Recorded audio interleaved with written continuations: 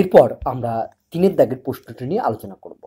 মনে করো n হলো স্বাভাবিক সংখ্যার সেট এবং f n থেকে n অর্থাৎ ন্যাচারাল নাম্বার থেকে ন্যাচারাল নাম্বার চিত্রণ fx = 7x - 13 দ্বারা সংজ্ঞাত।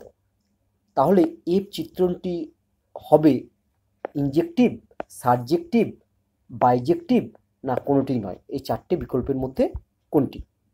চলো আমরা এই প্রশ্নের উত্তর করি। তাহলে প্রথমে আমরা ইনজেক্টিভ হবে কিনা চেক করি। তার জন্য আমি ধরছি লেট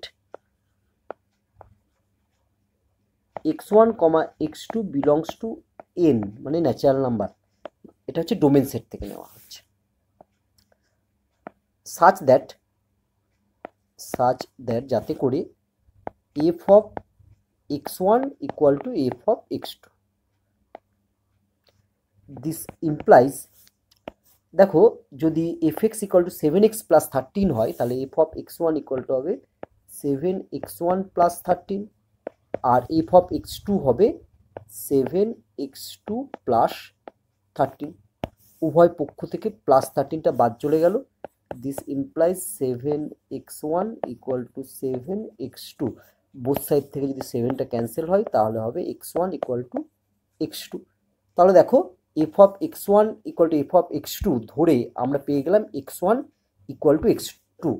তাহলে আমরা বলতে পারবো অতএব f হলো এইকক বা ইনজেক্টিভ। এরপর আমরা f উপরে চিত্রণ হবে কিনা এটা চেক করব।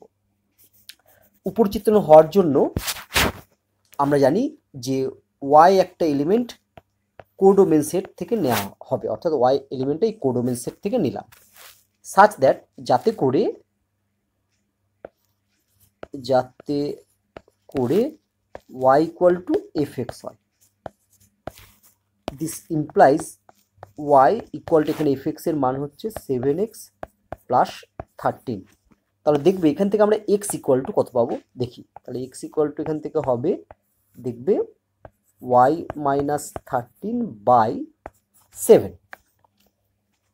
এবার দেখো আমি y এর যে কোনো একটি ন্যাচারাল নাম্বার মান নেব, তাহলে আমরা x এরও মানটি ন্যাচারাল নাম্বার পাবো।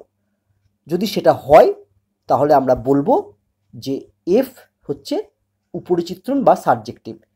কিন্তু এখানে দেখো যদি আমরা দেখো y = 1 হলে x = কত হচ্ছে, y = 1 হলে x = আমরা পাবো, দেখো y এর মান যদি এখানে 1 বসাই 1 - 13 মানে -12/7। এই -12/7 কিন্তু ন্যাচারাল নাম্বার নয়, এটা not belongs to natural number.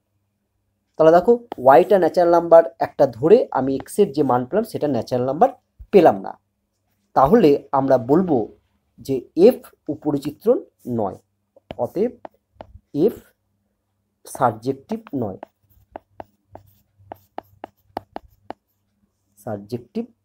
নয়, তাহলে দেখো এখানে সঠিক উত্তর কোনটি? এখানে সঠিক উত্তর হলো এফ হলো শুধু ইনজেক্টিভ বা এইকক, অর্থাৎ এ হচ্ছে সঠিক